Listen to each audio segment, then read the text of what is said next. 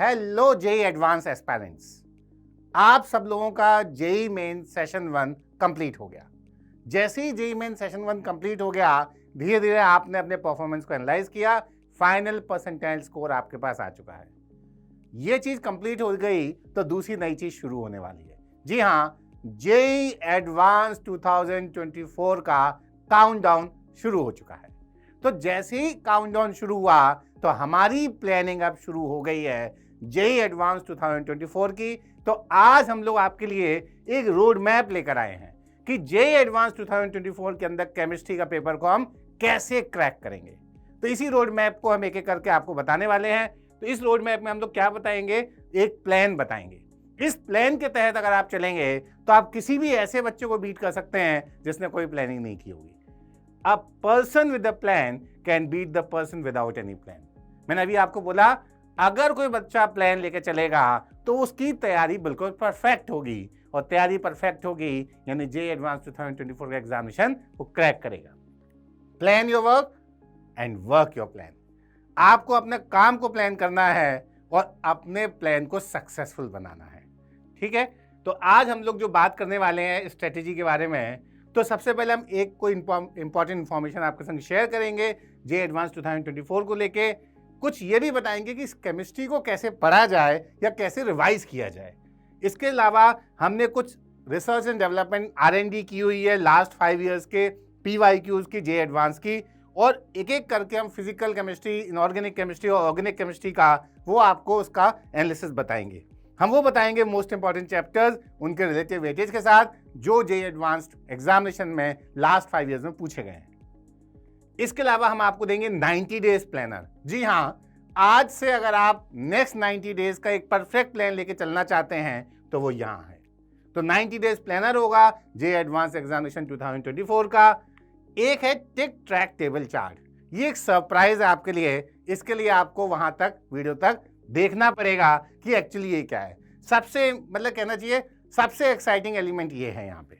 इसके बाद हम केमिस्ट्री पेपर में क्या सर्कमस्पेक्शंस रखने हैं, क्या पिन पॉइंट्स हैं, इसके बारे में भी खास बताएंगे। मतलब केमिस्ट्री में अब आपको क्या क्या चीज़ों का ज़्यादा ध्यान रखना पड़ता है अगर आपको पेपर क्रैक करना हो।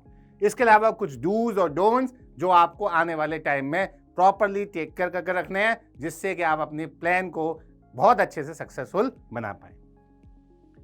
जेई एडवांस 2024 अगर एग्जामिनेशन पैटर्न की बात करें, कोई फिक्स पैटर्न नहीं होता। ऑफन सरप्राइज बाय पैटर्न, मतलब कई बार ऐसा पैटर्न भी आ सकता है जिससे आप भी सरप्राइज हो और मैं भी सरप्राइज हूं। कंडक्टिंग बॉडी इस बार कौन सी है? IIT मद्रास। एग्जाम डेट 26 मई 2024। मार्क कर लीजिए कैलेंडर पे, हालांकि आपने मार्क किया होगा।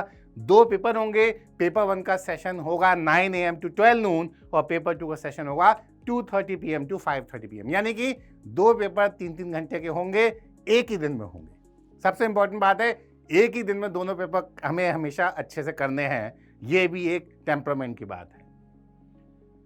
अब how to revise chemistry, chemistry के लिए कुछ बात करेंगे revise. Study your notes along with NCERT। Basically your notes are the best resource. जो अब तक आपने नोट्स पढ़े हैं वही आपका बेस्ट रिसोर्स है। सबसे ज्यादा आप उस पर रिलाई करेंगे।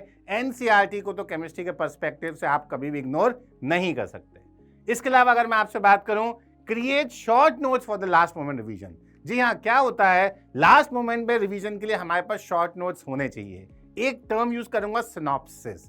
This helps us to score in information based questions. जी हाँ, ऐसे क्वेश्चंस जिसमें कि इंफॉर्मेशन पूछी जाती है, फैक्चुअल क्वेश्चंस होते हैं, वो भी कहीं ना कहीं हमारे लिए इंपॉर्टेंट हैं क्योंकि वहां भी हमें स्कोर करना है। ये सारी प्लानिंग स्ट्रेटेजी जो चल रही है वो जेई एडवांस केमिस्ट्री के दोनों पेपर में फुल मार्क्स लाने ही चल रही है। तो सिनॉप्सिस बनानी है, उसमें क्या लिखना है? उसमें आपको लिखना है वो सब आप जो भूलने की कहीं ना कहीं चांसेस रखते हैं, यानी कि जो भी एस्पेक्ट आपको लगता है आप भूल सकते हैं वही आप लिखेंगे सिनॉप्सिस में। इसके अलावा अगर हम बात करें, mark doubtful concepts in each topic. तो जो भी आपके ऐसे कोई टॉपिक हैं जहां पे आपको कुछ डाउट्स है उसको प्लीज मार्क जरूर कर लीजिए। इनफैक्ट मैं ये कहूंगा ये सबकी एक यूनिक लिस्ट होगी। हर स्टूडेंट के अपनी एक unique list of doubtful concepts होंगे। जैसे सबके फिंगरप्रिंट यूनिक होते हैं ना, ऐसे ये लिस्ट भी यूनिक होती है। ये आपको खुद प्रिपेयर करनी है अपने लिए। आज ही प्रिपेयर कर लीजिए, मैं तो कहूँगा। You have to revise and practice such concepts on priority. जी हाँ, इन्हीं कंसेप्ट्स पे आपको सबसे पहले प्रायोरिटी पे काम करना है, क्योंकि ये हमारी अभी वीकनेस है, उसको स्ट्रेंथ में कन्वर्ट करना है। और आगे अगर हम सोचें तो हम लोगों को सॉल्व करने हैं questions related to doubtful topics. तो जब हम इन पे ज़्यादा वर्क ऑन करेंगे तो हम इन पे क्वेश्चंस भी करेंगे। The best source is still NCERT and NCERT example. मैं आपको बता रहा हूँ, केमिस्ट्री के लिए आप एनसीईआरटी एग्जाम्पलर को नहीं इग्नोर कर सकते। जी हाँ, आपके नोट्स हैं या आप जो भी क्वेश्चंस करते आ रहे हैं वो तो इंपॉर्टेंट है ही। इसके अलावा जो आपके लास्ट 5 ईयर्स के क्वेश्चंस है, last 5 years PYQs, previous year questions अगर हम लास्ट 5 ईयर्स के भी ध्यान से देखेंगे तो बहुत कुछ इंफॉर्मेशन हमें मिल जाएगी अपने आने वाले जे एडवांस एग्जामिनेशन के पैटर्न को लेकर। Learn examples, uses and other factual information from NCERT in selected topics। ऐसे भी कुछ टॉपिक्स होते हैं जिसमें NCERT से हमें फैक्चुअल इंफॉर्मेशन याद करनी ही पड़ेगी। अब हम फिजिकल केमिस्ट्री को एक बार एनालाइज करते हैं लास्ट 5 ईयर्स की एनालिसिस से, लास्ट 5 ईयर्स के पेपर्स से जो एनालिसिस करके हमें मिला वो क्या है। अगर हम रिलेटिव वेटेज निकालें यहाँ पे 2019 के पेपर से लेकर 2023 पेपर तक, तो मोल एंड रेडॉक्स पे 26.3% वेटेज के क्वेश्चंस आ गए।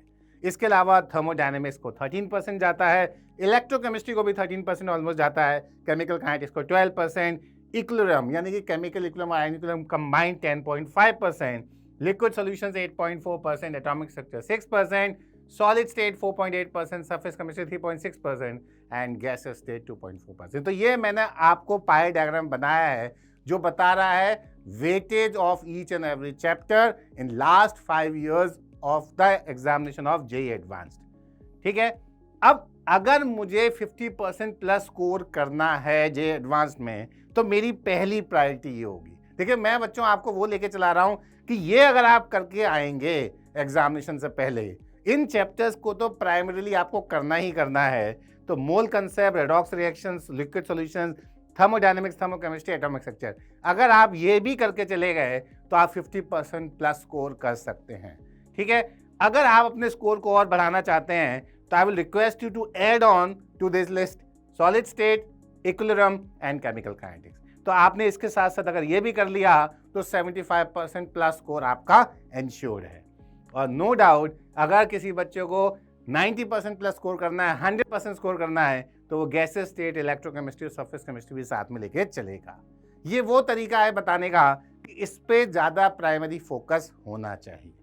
ठीक है, इनऑर्गेनिक केमिस्ट्री अगर मैं बात करूं तो लास्ट 5 ईयर्स का वेटेज क्या रहा है, chemical bonding whopping 27% and coordination compounds 21.4%। इससे हमें बड़ा इजीली दिखता है ऑलमोस्ट 50% वेटेज यहीं से आ गया। कितना ज़्यादा फर्टाइल एरिया है इनऑर्गेनिक केमिस्ट्री का इन दोनों चैप्टर्स के थ्रू जो हमें दिख रहा है। इसके अलावा P block element 17.4%, metallurgy 11.8%, salt analysis 11.4%, D block element 6%, S block elements 2%, periodic table 2% and hydrogen and it's compounds 1%। ठीक है, तो ये हमारी सारी एनालिसिस हो गई लास्ट 5 ईयर्स की relative weightage of inorganic chemistry. इसके अंदर अगर हमें अच्छा स्कोर करना है, 50% प्लस स्कोर करना है, तो आपको केमिकल बॉन्डिंग, कोऑर्डिनेशन केमिस्ट्री और पीरियोडिक टेबल को अपने साथ लेके चलना पड़ेगा। इनफैक्ट मैं तो कहूँगा प्रिपरेशन ही यहीं से स्टार्ट करनी चाहिए आप लोगों को। इसके बाद अगर आप ब्लॉक केमिस्ट्री लेके चलेंगे, S block elements, P block elements, D and F block elements, hydrogen and its compound, तो मैं ये मानता हूँ आपका 75% प्लस स्कोर पक्का है इनऑर्गेनिक पार्ट में। और अगर आपने साथ में सच में मेटलर्जी कर ली, सॉल्ट एनालिसिस कर ली, एनवायरमेंटल केमिस्ट्री कर ली, तो मैं मानता हूँ अगर आप स्ट्रेटेजी समझाएंगे तो आपको पूरा का पूरा स्कोर भी मिल सकता है इनऑर्गेनिक केमिस्ट्री में। बट फिर भी कहूँगा प्राइमरी फोकस ये ज़रूर रहना चाहिए। First you have to complete periodic table, chemical bonding, coordination chemistry, और इसके लिए मैं कहूँगा आप एक सिनॉप्सिस भी ज़रूर प्रिपेयर करिएगा। सिनॉप्सिस प्रिपेयर करने में फ़ायदा है। Preparation of synopsis of this topics is important as you can revise these topics in very less time because you have to just go through exceptions and special cases at the final hour। क्योंकि इसमें exceptions का काफ़ी ज़्यादा role है। Logical questions यहाँ पे आसानी से आप कर सकते हैं।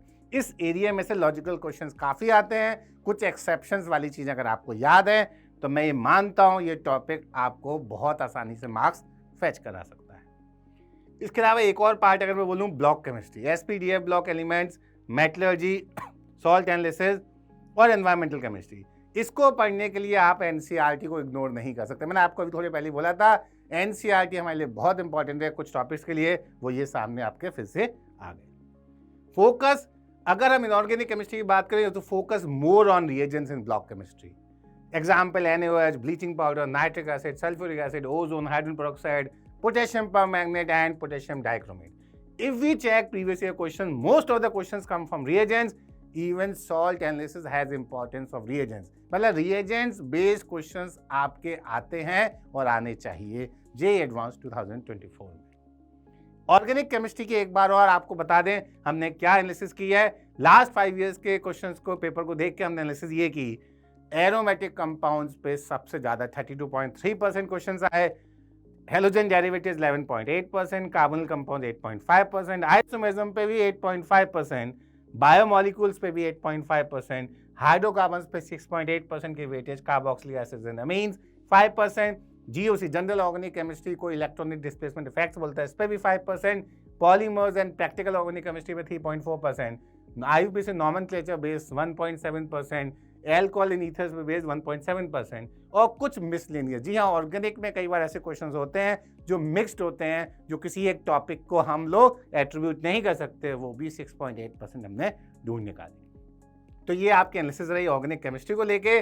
और अगर आपको ऑर्गेनिक केमिस्ट्री में बेयर मिनिमम करके जाना है तो वो है GOC, isomerism, hydrocarbons, alkyl halides, alcohols and ethers. ये अगर आप करके जाते हैं तो आसानी से आप 30% प्लस स्कोर कर लेंगे।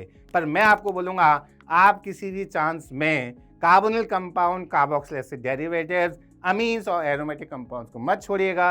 ये बहुत ज़्यादा लुक्रेटिव एरिया है। ये अगर आप सब कर लेते हो 70% प्लस स्कोर आपका पक्का हो जाएगा। और नो डाउट वो बच्चे जो सारा कुछ बढ़िया करके जाएंगे वो ये भी करके जाएंगे और वो 100% स्कोर अपना इंश्योर करेंगे in the upcoming JEE advanced examination. तो ये आपका मेन स्टेक है ऑर्गेनिक केमिस्ट्री का।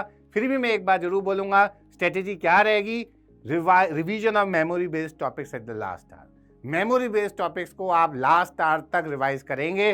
साथ में एक बात बोलूँ मैं, रिएक्शंस का सारा गेम है, रिएजेंट्स उनके फंक्शंस। ऑर्गेनिक केमिस्ट्री में सारा कुछ ऐसे ही चलता है। अगर आपको रिएजेंट पता है, उसका फंक्शन पता है, उसकी स्टीरियोकेमिस्ट्री क्या है वो पता है, तो आप ऑर्गेनिक केमिस्ट्री को बहुत आसानी से टैकल कर सकते हैं JEE advance examination. 10-10 questions, 10-10 reactions ही अगर आप डेली कर लेते हैं तो मैं आपको बता रहा हूँ बहुत आसानी से आप ऑर्गेनिक केमिस्ट्री पकड़ बना लेंगे। और एक और बात, एनसीईआरटी सिलेबस को देखा जाए तो जो आपका क्लास 12th में आपने एनसीईआरटी पढ़ी थी, जिसको अभी रिसेंटली बोर्ड एग्जामिनेशन दे रहे हैं, उनको तो ये एज हो गई कि देखो वो 11th की एनसीईआरटी से ज़्यादा मुझे 12th की एनसीईआरटी याद है और ऑर्गेनिक केमिस्ट्री मेनली यहीं से ज़्यादा आएगी। Focus more on reagents rather than mechanism, ये कीवर्ड है ऑर्गेनिक केमिस्ट्री के। जनरली बच्चे मैकेनिज्म के पीछे ज़्यादा पड़े रहते हैं, जबकि JEE एडवांस एग्जामिनेशन में ज़्यादा क्वेश्चन रिएजेंट स्पेसिफिक आते हैं, उनके फंक्शंस और उनसे स्टीरियोकेमिस्ट्री जो इन्वॉल्व है उस पर बेस्ड। तो अब ये बात हो गई, चलिए अब हम प्लानर देंगे आपको 90 डेज का प्लानर। पहला माइलस्टोन, जी हाँ ये पहला माइलस्टोन आ गया, Day 1 to Day 30। इसमें हमें क्या करना है इस पे मैं बातचीत करने वाला हूँ। Day 1 to Day 30 मतलब आज 22 फरवरी है और हम 23 मार्च तक का ये प्लान लेकर आपके सामने आ रहे हैं। तो Day 1 से Day 30 बीच में आपको क्या क्या करना है ये आपके सामने। तो टिक ट्रैक टेबल बच्चों, ये सबसे इंपॉर्टेंट एस्पेक्ट है, ये बहुत आसानी से आपके शेड्यूल पे ट्रैक रखने के लिए। तो मैंने क्या किया है, जो आपको भी प्लान बताया है 22 फरवरी से 23 मार्च वाला, वो वीक वाइज बताया। तो अभी का जो वीक चल रहा है इसमें आपको जीओसी, आईयूपीएसी, आइसोमेरिज्म को टॉपिक्स को कर लेना है। नोट्स पढ़ेंगे, क्वेश्चन JEE एडवांस पैटर्न के प्रैक्टिस करेंगे, PYQs करेंगे, मॉक टेस्ट भी करेंगे और उन पेपर्स की एनालिसिस करेंगे। जी हाँ, आप मॉक टेस्ट इसी सिलेबस पे बेस कर सकते हैं, मिक्स कर सकते हैं। Paper analysis always a must. अगर आपने कोई भी मॉक टेस्ट प्लान किया है उसको प्रॉपर टाइम ऑन प्रैक्टिस करिए और उसके रिजल्ट को एनालाइज कीजिए। आपका कौन सा क्वेश्चन क्यों गलत हुआ, उसके लिए आपको क्या रिवीजन करना है, क्या चीज़ आपको और स्ट्रॉन्ग करनी है, तभी उस टेस्ट का कोई फ़ायदा है। जनरली बच्चे ये गलती करते हैं, मॉक टेस्ट तो दे देते हैं पर उसकी एनालिसिस नहीं करते। तो अगर आप मॉक टेस्ट दे रहे हैं तो पेपर एनालिसिस मस्ट। तो आपको क्या है 22 फरवरी से 24 फरवरी के बीच में यहाँ पे टिक करते जाना है, तभी आपका ये वीक सक्सेसफुल रहा। Next week hydrocarbon reaction mechanism, alkyl halides, Grignard reagent, reduction, oxidation, alcohol and ethers, ये आपके next week 26 Feb to 1 March का है सारा शेड्यूल, और आप यहाँ पे टिक करते जाएंगे, आपका काम हो जाएगा। वीक 3 में जाएंगे आप तो 4 मार्च से 8 मार्च, तो मैं इनफेक्ट कहूँगा ये 3 मार्च है, तो ये 3 मार्च तक आ जाएगा, 26 फेब टू 3 मार्च। और 4 मार्च से 8 मार्च तक अगर आप जाएंगे तो aromatic compounds, carbonyl compounds, carboxylic acids and derivatives, organic compounds containing nitrogen, biomolecules, polymers and chemistry, तो बाकी बची हुई ऑर्गेनिक आपकी 8 मार्च तक कंप्लीट हो जाएगी। तो ये सब चीजें आपको टिक करते जाना है, अपनी प्लानिंग को अच्छे से सफल बनाना है।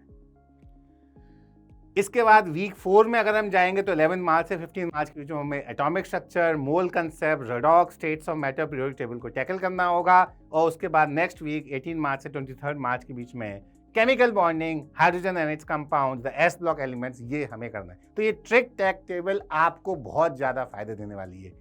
टिक ट्रैक टेबल, तो आपको टिक करते जाना है अपने सारे जो काम हो गया उसका ट्रैक रखने के लिए, उसी की टेबल है। आप चाहें तो इसका प्रिंट आउट निकाल लेना। जी हाँ, ये प्लान आपका परफेक्ट प्लान है। अभी ये जो हम बता रहे हैं आपको, इसकी PDF आपको मिल जाएगी नीचे लिंक में, इसको आप प्रिंट आउट लेके अपने सामने स्टडी टेबल पे चिपका लेना और फिर एक एक करके टिक करते जाना। मैं बता रहा हूँ बहुत मज़ा आता है इसे। अब हमारा एक माइलस्टोन कंप्लीट हो चुका, हम नेक्स्ट माइलस्टोन पे जाने वाले हैं। सेकंड माइलस्टोन ये आपका आ गया। Second milestone day 31 to day 60 का है, इसकी भी प्लानिंग करनी है। अब जब हम इसकी प्लानिंग करते हैं तो हम 24 मार्च से लेके 22 अप्रैल तक की प्लानिंग करते हैं। ये नेक्स्ट 30 डेज है हमारे। पर ध्यान रहे, अब यहां से हमें थोड़ा सा शिफ्ट करना पड़ेगा टुवर्ड्स जेईई मेन सेशन 2। तो जेईई मेन सेशन 2 पे हम अपना फोकस थोड़ा सा शिफ्ट करेंगे। तो 24 मार्च से 3 अप्रैल तक, जो मैंने येलो कलर से डेट आपको हाईलाइट कर रखी हैं, इसमें आप जेईई मेन के फुल सिलेबस मॉक टेस्ट करेंगे। जेईई मेन के फुल सिलेबस मॉक टेस्ट करेंगे, उसकी टेस्ट की एनालिसिस तो ऑब्वियसली करेंगे और साथ साथ रिवीजन करेंगे to improve all your weak areas. और ये जो ग्रीन कलर से मार्क्ड है, काफ़ी ज़्यादा अच्छे से हाईलाइटेड है, 4 अप्रैल टू 15 अप्रैल, ये है आपका जेईई मेन 2024 का सेशन 2। तो जेईई मेन 2024 का सेशन 2 मतलब इनमें से किसी एक दिन आपका एग्जाम कंडक्ट हो जाएगा। जिसका एग्जाम पहले कंडक्ट हो जाता है वो एक्स्ट्रा काम कर सकता है जेईई एडवांस का। मतलब जो अब तक आपने प्लानिंग देखी उसमें से किसी भी छोटी मोटी बात में आपने किसी प्लान को मिस कर लिया, मान लो ऐसा लगा कि जो टाइम आपको दिया गया था उसमें कुछ ऐसी चीज़ है जो कंप्लीट नहीं हो पाई, तो ये वो राइट टाइम है जहाँ पे जो ग्रीन कलर की डेट्स दिख रही है जो आपको कहीं ना कहीं हेल्प करेगा उसको कवर अप करने में। तो जो आपका बैकलॉग रह गया मान लो इस प्लानर के हिसाब से, तो ये ग्रीन डेट्स में आप इजीली कवर अप कर पाएंगे, क्योंकि आपको तो किसी एक दिन ही जेईई मेन सेशन 2 देना है। अब 16 अप्रैल से 22 अप्रैल का और हमारे पास वीक है, तो उसको अगर हम देखें तो 16 अप्रैल से 22 अप्रैल के बीच में थर्मोडायनेमिक्स, केमिकल इकोनॉमी, आयनिक सॉलिड स्टेट, केमिकल काइनेटिक्स आप करेंगे, नोट्स पढ़ेंगे, उनके एडवांस पैटर्न के क्वेश्चंस करेंगे, एडवांस के PYQs करेंगे, मॉक टेस्ट और उसकी एनालिसिस तो मस्ट है। अब हम आएंगे आगे चल के, अब हमारा सेकंड माइलस्टोन खत्म हो गया, अब हम थर्ड माइलस्टोन में जा रहे हैं, मतलब last 30 days of this 90 days planner. तो डे 61 टू डे 90 की बातचीत यहाँ पे हम लोग करेंगे। तो इसमें हमें क्या करना है, देखिए आपका फिर से मैंने कैलेंडर लाकर रख दिया है। 23 अप्रैल से हम लोग अब सीधे 26 तक की प्लानिंग कर रहे हैं। 26 इतना रेड कलर से क्यों मार्क दें? अरे बच्चे यही तो आपकी एग्जाम डेट है। जी हाँ, 26 मई 2024 this is your exam date. जी हाँ, जे एडवांस की एग्जाम डेट यही है। 12 मई से 25 मई तक आपने देखा मैंने येलो कलर मार्क किया हुआ है। मतलब ये है कि इस समय आपको जे एडवांस के फुल सिलेबस मॉक टेस्ट करने हैं। एक दिन में 2 पेपर आप अटेम्प्ट करेंगे, पेपर 1 पेपर 2, बिल्कुल एग्जैक्टली उसी टाइमिंग पे 9 AM टू 12 नून और 2:30 PM टू 5:30 PM। उसके बाद आपको इसकी एनालिसिस करनी है और रिवीजन करना है। मतलब ये मान के चलिए 12 से लेकर 25 तक का आपका ये मई का जो मंथ है पूरा बुक्ड है एडवांस के मॉक टेस्ट करने के लिए। ठीक है, बाकी प्लानिंग मैं आपकी और बता देता हूँ, 23 अप्रैल से 30 अप्रैल वाली, और बाकी और देखते हैं मई वाली 1 मई से 11। तो 23 अप्रैल से 11 मई की प्लानिंग मैं आपको और बता देता हूँ। तो 23 अप्रैल से 29 अप्रैल तक जब हम जाएंगे तो हमारे पास क्या हो जाएगा, हमें करना होगा surface chemistry, liquid solutions, electrochemistry, coordination compounds, the DNF block elements. तो ये आपको इस वीक में करना होगा। फिर से वही नोट्स, एडवांस पैटर्न के क्वेश्चंस, PYQs एडवांस के, मॉक टेस्ट, पार्क टेस्ट, जो भी आप करना चाहते हैं उसकी एनालिसिस। फिर 29 अप्रैल से 4 मई के बीच में आप देखिए metallurgy, the environmental chemistry, the P block elements. मैंने आपको बोला था जो मेमोरी वाली चीज़ें हैं वो हमने लास्ट में रखी हैं, फैक्चुअल बातें हमने जो कवर अप करनी है वो मैंने लास्ट में रखी हैं, जिससे कि आपकी मेमोराइजेशन ईजी हो जाए। और जो वीक 9 है 6 मई से 11 मई के बीच में है, इसमें आप qualitative analysis, practical organic chemistry, polymers and chemistry of life को कवर अप कर सकते हैं। तो ये बहुत बढ़िया 90 डे प्लानर मैंने आपके संग शेयर किया है, परफेक्ट प्लानर है। मैं आपको बता रहा हूँ हर छोटी छोटी बात ध्यान में रख के किया गया है। मेरी आपसे गुजारिश है आप इस प्लानर को कंप्लीटली फॉलो करिए, रिलीजियसली फॉलो करिएगा। एग्जैक्टली यही फॉलो करेंगे तो सबसे ज़्यादा फायदा होगा। तो जैसे ही आपका ये प्लान खत्म हो गया, आपने बढ़िया से प्लान किया, सब अच्छे से आपने फॉलो किया, तो ये IIT के दरवाजे आपके लिए खुल जाएंगे। मज़ा आ रहा है ना? कितना अच्छा लग रहा है, कितनी अच्छी फीलिंग आ रही है कि आपने पूरा 90 डेज में बढ़िया से मेहनत की और दरवाजे खुल गए आपके लिए IIT के। ठीक है, छोटी सी बात और, केमिस्ट्री पेपर को लेके क्या सर्कमस्पेक्शंस हैं, मतलब कहाँ पे ध्यान रखना है, क्या पिन पॉइंट्स हैं। बैलेंसिंग ऑफ इक्वेशन, जब भी आप केमिस्ट्री पेपर की बात करते हैं, मतलब जब भी आप केमिस्ट्री की प्रैक्टिस करेंगे, बैलेंसिंग ऑफ इक्वेशन का बहुत ध्यान रखना। कई बार ऐसा होता है क्वेश्चंस में आपको बैलेंसिंग करके नहीं दी जाती, आप जल्दी जल्दी में गड़बड़ कर जाते हैं। साइन कन्वेंशन जो थर्मोडायनेमिक्स में है वो बहुत इंपॉर्टेंट है। एक्सपेंशन वाला वर्क जब निगेटिव लेना है, याद रखना ये सारी चीज़ें छोटी छोटी हैं। Units of universal gas constant, कई बार बच्चे इसमें गलती कर जाते हैं। आपको देखना पड़ेगा जो भी आपके बाकी यूनिट्स हैं प्रेशर के, वॉल्यूम के, वो क्या हैं, उसी के हिसाब से आप R की वैल्यू लेंगे। Other units of other physical variable, सारी की सारी फिजिकल वेरिएबल जो भी हैं, किलो जूल में पूछा है, जूल में पूछा है, एटमॉस्फेयर लीटर क्या है, सारी चीज़ें आपको देखनी पड़ेंगी। एक्सेप्शन जो होते हैं पीरियोडिक प्रॉपर्टीज के, वो भी इंपॉर्टेंट है। ग्रुप 13 याद है ना, एक्सेप्शन का पूरा जमावड़ा है वहाँ। Hybridization, shape and structure important है, ये आप जानते ही हैं। Second period elements can not expand the octet. कई बार क्या होता है, हम ये बहुत सिली मिस्टेक यहाँ पे कर जाते हैं, इतना लंबा नहीं सोच पाते भैया। सेकेंड पीरियड एलिमेंट है, आउटर मोस्ट शेल में 4 ही ऑर्बिटल हैं, 8 इलेक्ट्रॉन से ज़्यादा नहीं हो सकता। कार्बन कभी 4 बॉन्ड से ज़्यादा नहीं बनाएगा, नाइट्रोजन भी कभी 4 बॉन्ड से ज़्यादा नहीं बनाएगा। Special conditions of stability like resonance, aromaticity, ये स्पेशल कंडीशंस हैं, आप भूलना मत। ऑर्गेनिक केमिस्ट्री में आपको बहुत अच्छे से याद रखनी पड़ेंगी। रिएजेंट्स एंड देयर कंडीशंस, कई बार रिएजेंट्स के संग उनकी कंडीशंस भी बहुत इंपॉर्टेंट हो जाती हैं।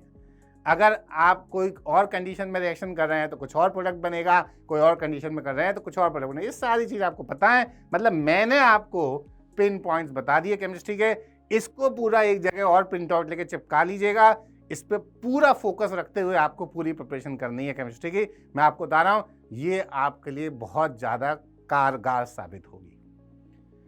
Number of carbon items in substrates and products, अच्छा हाँ, ये कई बार ऑर्गेनिक केमिस्ट्री में बहुत ज़्यादा हेल्पफुल होता है। आपने सबस्ट्रेट लिया, मतलब स्टार्टिंग में जिससे रिएक्ट कर रहे हैं वो लिया, जो प्रोडक्ट बन रहा है वो लिया, नंबर ऑफ कार्बन आइटम्स देख के ही कई बार आंसर आ जाते हैं। डूज एंड डोंट्स, तो आने वाले दिनों में क्या करना है, आने वाले दिनों में आपको make strong topics more strong. तो जो भी आपकी स्ट्रेंथ है उसमें ऐसी प्रैक्टिस करिए, बढ़िया लेवल के क्वेश्चंस करिए कि आपको लगना चाहिए अरे वाह अब मजा आ गया। Weak topic, simple overview will be a win win strategy. अगर आपने उनका एक बेसिक ओवरव्यू भी कर लिया, वो भी आपको बहुत ज़्यादा हेल्प करेगा। और अगर आपने बढ़िया प्रैक्टिस कर ली, अच्छे क्वेश्चंस कर लिए, तो मैं मानता हूँ वीक टॉपिक स्ट्रॉन्ग टॉपिक्स बनने में देर नहीं लगेगी। Practice MCQs and 1 to many matrix match. जी हाँ, JEE एडवांस की अगर आपको प्रैक्टिस करनी है तो ये मस्ट है कि वो वाले आपको क्वेश्चंस करने हैं जिसके मोर देन 1 करेक्ट आंसर। आपको पता है सबसे ज़्यादा बच्चों की तकलीफ कहाँ है सर? वो क्वेश्चंस जो होते हैं ना जिसके 1 और मोर देन 1 ऑप्शन करेक्ट होते हैं, वहीं सर मेरी गड़बड़ हो जाती है। तो प्रैक्टिस करिए। 1 to many मैट्रिक्स, एक साइड कॉलम 1 में, कॉलम 2 में कई सारी मैचिंग पॉसिबल हो जाती है। तो ये वाली चीज़ें ऐसी है, ये जो पैटर्न है यही पेन है JEE एडवांस का। क्यों ना इसकी प्रैक्टिस करके इस पेन को खत्म किया जाए। Give mock test papers and do the proper analysis. मैंने आपको बोला है मॉक टेस्ट पेपर देना मस्ट है, उसकी प्रॉपर एनालिसिस करना भी मस्ट है। बिना एनालिसिस से कोई फायदा नहीं होगा ज़्यादा। Give self punishment for mistakes you have done in test. ये मेरी पर्सनल एडवाइस है आपको। अगर आपने कोई भी टेस्ट में गलती की, मान लीजिए किसी क्वेश्चन में आपने सिली मिस्टेक की, 5 बार उसको रिपीट करिए, वापस से करिए। जब आप ऐसा करते हैं तो आपका माइंड प्रॉपर कंडीशन हो जाता है कि नेक्स्ट टाइम वो मिस्टेक नहीं करें। अगर आप खुद सेल्फ पनिशमेंट देंगे तो एग्जामिनेशन में कोई पनिशमेंट नहीं देगा। ध्यान रखिएगा, एक्यूरेसी बढ़ानी है, सिली मिस्टेक्स खत्म करनी है, तो ये उसके लिए मूल मंत्र है। डोंट्स, क्या नहीं करना है। Don't panic, you don't even need 20% to get an IIT. बिल्कुल सही बात है। आईआईटी में एडमिशन के लिए 20% मार्क्स में भी कोई ना कोई आईआईटी तो मिल जाती है। पैनिक किस बात का? हमें जो आता है हम केवल उसी पे ही अगर ज़्यादा अच्छे से काम कर लेंगे तो आईआईटी का दरवाज़ा खुल जाएगा। Don't start any new book. अब वो टाइम नहीं रहा कि कुछ भी नई बुक उठा के शुरू कर ली जाए, मैं ही मानता। Believe only in your notes and the material which you already है। मॉक टेस्ट वगैरह देना अलग बात है, पर नए सिरे से किसी नई बुक को करना, किसी नए मटेरियल करना, मैं नहीं मानता वो होशियारी की बात है। Don't take any risk regarding your health. ऐसा कोई काम नहीं करना जिससे हेल्थ वगैरह की कोई दिक्कत आए, मतलब कोई ऐसी ट्रिप्स नहीं करनी, कोई एडवेंचर नहीं करने। प्लीज़ 26 मई 2024 तक सिंपल लाइफ जी के रहिए, जिससे कि आपको हेल्थ की कोई दिक्कत ना हो। Don't waste your time. जी हाँ, ये तो मेरी लास्ट एडवाइस है आपके लिए। एक एक समय कीमती है, एक एक मिनट कीमती है। मैं आपको बता रहा हूँ, कोई वेस्टेज ऑफ टाइम नहीं। फ्रेंड्स, स्पोर्ट्स, इवेंट्स, शादियाँ, पार्टियाँ, जिंदगी पड़ी है। 26 मई 2024 को जे एडवांस अगर आपने क्रैक कर दिया, आपके लिए आईआईटी दरवाजे खुल गए, तो आपको ये सब करने के बहुत मौके मिलेंगे। तो ये सारी चीज़ों के साथ मैं आपको बोलूँगा, wishing you all the very best. I hope आपको ये प्लान फॉलो करने के बाद जो सफलता मिलेगी वो बहुत ज़्यादा अपार होगी। तो I recommend this plan to all of you for the upcoming 90 days and crack JEE Advanced Chemistry 2024. Best of luck.